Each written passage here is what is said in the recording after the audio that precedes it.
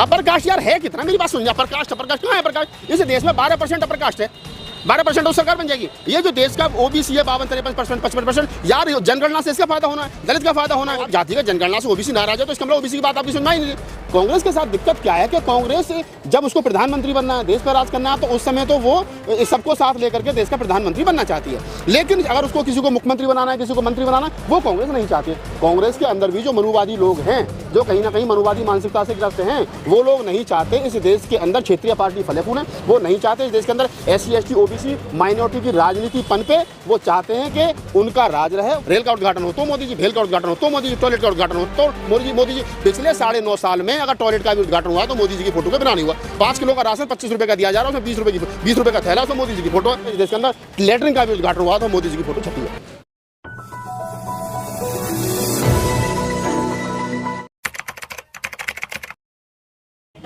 Sir, ये जो 4 राज्यों के नतीजे आए हैं, इन नतीजों को आप कैसे देख रहे हो? कांग्रेस तो कह रही है कि हम 3 राज्य जीत रहे हैं, 4 राज्य जीत रहे हैं, भले से 1 राज्य जीत भी गए हैं। देखिए, जहाँ तक कांग्रेस का आपने सवाल किया कि कांग्रेस कह रही थी कि हम लोग तो 4 राज्य जीत रहे हैं, हमको भी लग रहा था जीत जाएंगे। लेकिन हम पहले दिन से इस बात को कह रहे हैं कि एक तरफ तो आप इंडिया गठबंधन बना रहे हो, एक तरफ तो आप कह रहे हो कि हम सबको साथ लेकर के चलेंगे, एक तरफ तो आप सबके साथ की बात कर रहे हो, और दूसरी तरफ अखिलेश यादव 6 सीटों के लिए आपको कर आ रहे हैं।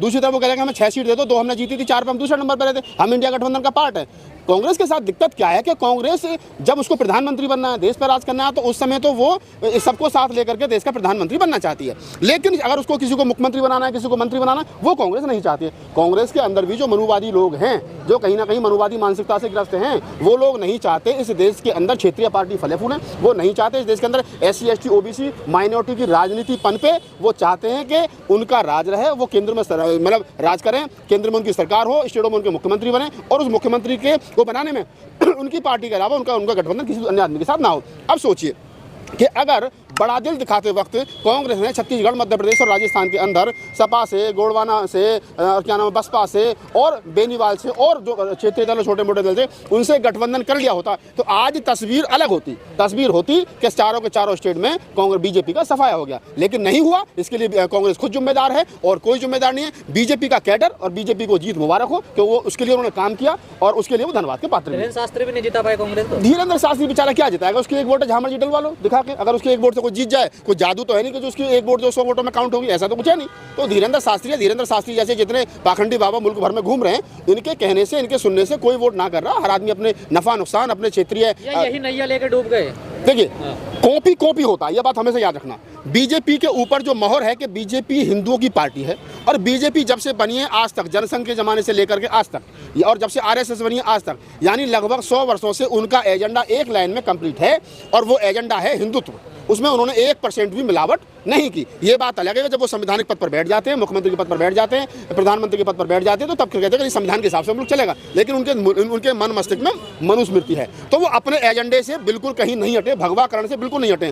कांग्रेस सेकुलर पार्टी थी। कांग्रेस भी अगर बाबा को ला करके उनसे वोट मंगवाएगी, राहुल गांधी जाकर के मंदिरों में मत्था टेकेंगे, जनेऊ दिखाएंगे, तो वो कहीं ना कहीं हिंदुत्व को कॉपी करने की कोशिश कर रहे हैं। और ये इस देश के तमाम लोगों के मन मस्तिष्क में आ गई है कि हिंदुओं की पार्टी जो है वो बीजेपी है, और ये जो समाजवादी पार्टी, ये बैकवर्ड की पार्टी है। हालांकि बैकवर्ड के नाम पर कुछ बचा नहीं है। बैकवर्ड के नाम पर जो OBC था, वो तमाम हिंदुत्व के नाम पर बीजेपी में शिफ्ट हो गया। आप 4 राज्यों का सर्वे कर लीजिए, 4-5 राज्यों में एक तरफा दलित और मुसलमानों ने कांग्रेस को वोट दिया है। एक तरफा एक वोट दिया, थोड़ा सा बसपा को पड़ गया, कहीं 2%, कहीं 4%, एक तरफा वोट दिया। क्या उसके बाद भी क्या हुआ? उसके बावजूद भी जो सवर्ण 15% है, और जो OBC है, OBC का जो 50% हिस्सा है, 50 में से 40%, 35% हिस्सा उधर शिफ्ट हो गया। तो 50%, 45% वोट लेकर के बीजेपी सरकार बना गई। गेम हमेशा से यही रहा कि सवर्ण समाज जो है वो शुरू से बीजेपी के साथ रहा है, लेकिन वर्तमान समय में उसके साथ OBC शिफ्ट हो गया।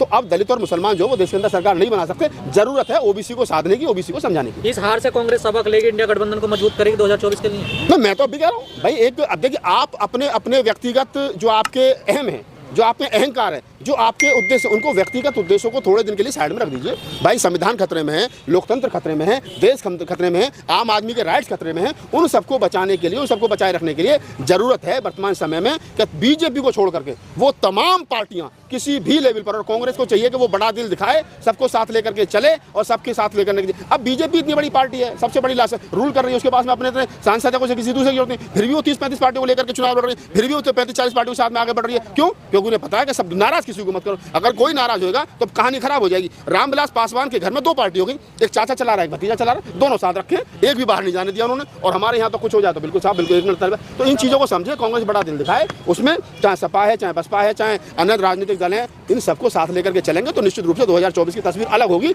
अब भी अगर कांग्रेस इन 4 राज्यों के चुनाव से नहीं सीखी तो फिर 2024 में मोदी जी का आना तय है, लिख लो। लेकिन कांग्रेस में तमाम ऐसे नेता हैं जो किसी की नहीं सुनते हैं। लोग कहते हैं कि वो राहुल गांधी की भी नहीं मानते हैं। तो फिर बाहर निकालो उनको। राहुल गांधी का मतलब उन्होंने कब्जा कर रखा है। अगर आप ये कह रहे हो कि कांग्रेस में कुछ नेता ऐसे हैं जो किसी की नहीं सुनते, राहुल गांधी की भी नहीं सुनते, तो मैं राहुल गांधी की जगह बताओ किसकी सुनते हैं? सुनी उन्होंने किसी की बात? नहीं, हमें तो पता नहीं, सुनी नहीं सुनी, हम तो आपकी बात करें। अध्यक्ष बनने वाले थे ना। हाँ नहीं, मैं मुझे पता है वो अध्यक्ष बनने वाले थे। लोग वो कह रहे थे मैं अध्यक्ष भी रहूंगा और मुख्यमंत्री भी रहूंगा, लेकिन उन्होंने कहा कि मुख्यमंत्री पद छोड़ना पड़ेगा। जब मुख्यमंत्री पद छोड़ने की बात आई तो उन्होंने मना कर दिया। तो मल्लिकार्जुन खड़गे को लेकर गए, तो मल्लिकार्जुन खड़गे साहब तो एक्सीडेंटल प्रेसिडेंट है, ये तो मैं पहले दिन से कह रहा हूँ। लेकिन ये बात भी सच है कि आप इस बात को समझिए कि जो लोग ये कह रहे हैं कि कांग्रेस में राहुल गांधी की या सोनिया गांधी की नहीं चलती या मल्लिकार्जुन खड़गे की नहीं चलती, कुछ लोग हैं जो अपनी चला रहे हैं। तो मेरी कांग्रेस के बड़े नेताओं से सलाह है, चाहे वो राहुल गांधी है, प्रियंका गांधी है, सोनिया गांधी है, मल्लिकार्जुन खड़गे हैं, उनसे मेरी सलाह है कि ऐसे लोगों को कान पकड़ कर बाहर कीजिए।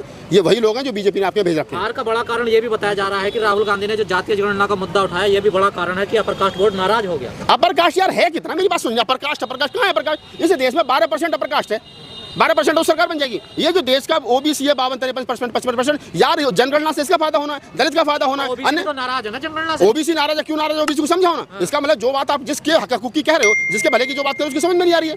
अगर आप जातिगत जनगणना से ओबीसी नाराज है तो इसका मतलब ओबीसी की बात आपकी समझ में नहीं रही। जरूरत यही है गजेंद्र जी कि कांग्रेस जो कह रही है वो आम जनमानस तक बात नहीं पहुंच रही है। बसपा की सरकार 2007 से 2012 तक उत्तर प्रदेश के अंदर पूर्ण बहुमत की चली, 2013 में चलेगी, 12 में चलेगी। क्यों? क्योंकि बसपा के नेताओं ने या बसपा सरकार ने जो काम किए वो आम जनमानस तक नहीं पहुंचे। तो जब तक इस देश के बहुजन समाज के नेता वो किसी भी राजनीतिक दल में हो अपनी बात आम जनमानस तक नहीं पहुंचाएंगे। देखो ना, रेल का उद्घाटन हो तो मोदी जी, भेल का उद्घाटन हो तो मोदी जी, टॉयलेट का उद्घाटन हो तो मोदी जी। पिछले 9.5 साल में अगर टॉयलेट का भी उद्घाटन हुआ तो मोदी जी की फोटो के बिना नहीं हुआ। 5 किलो का राशन 25 रुपए का दिया जा रहा है, उसमें 20 रुपए का थैला, उसमें मोदी जी की फोटो है। तो ये आप बात समझिए। ये मैं तो पहला धन्यवाद दूंगा कि एक उद्घाटन ऐसा हुआ देश के अंदर जहाँ प्रधानमंत्री को नहीं बुलाया, और वहाँ भी प्रधानमंत्री जी में भी ताली बजाई जा रही है। मैं बताता रहा हूँ, जीत की ताली बजा लो, कोई दिक्कत नहीं है। लेकिन मैं ये कह रहा हूँ आपकी जानकारी के लिए कि सीजीआई ने जो पार्लियामेंट उसमें सुप्रीम कोर्ट में मूर्ति लगाई है, वहाँ पहली बार मैंने देखा कि 9 साल में किसी उद्घाटन में मोदी जी को नहीं बुलाया गया। अन्यथा इस देश के अंदर लेटरिन का भी उद्घाटन हुआ तो मोदी जी की फोटो छपी। तो अब छोटी छोटी पार्टियों के लिए तो बेहतर है ना कांग्रेस का आना? नहीं, कांग्रेस का हाँ बिल्कुल हारना। मैं तो कह रहा हूँ ये जो एक जगह सरकार बन के तेलंगाना में वो भी नहीं बननी चाहिए थी। वो भी देखिए, अगर आदमी सलाह नहीं मानता है, सुनता नहीं है किसी की, अपनी चलाता है, अपने सोचता है कि अब तो मैंने भारत जोड़ो यात्रा कर ली, दलित मुसलमान बैठ रहे हैं, मुझे वोट दे देंगे, ओबीसी मेरे साथ आ जाएगा, जनेऊ मैंने दिखा दिया, मंदिर में दर्शन कर आया और मैंने तो गोत्र भी बता दिया तो सारे लोग मेरे सवर्ण में मुझे वोट दे देगा। ऐसा नहीं है, सबको साथ लेकर चलना पड़ेगा। लोकतंत्र में एक एक वोट की वैल्यू है और जो लोग वोट की वैल्यू नहीं समझेंगे वो मारे जाएंगे।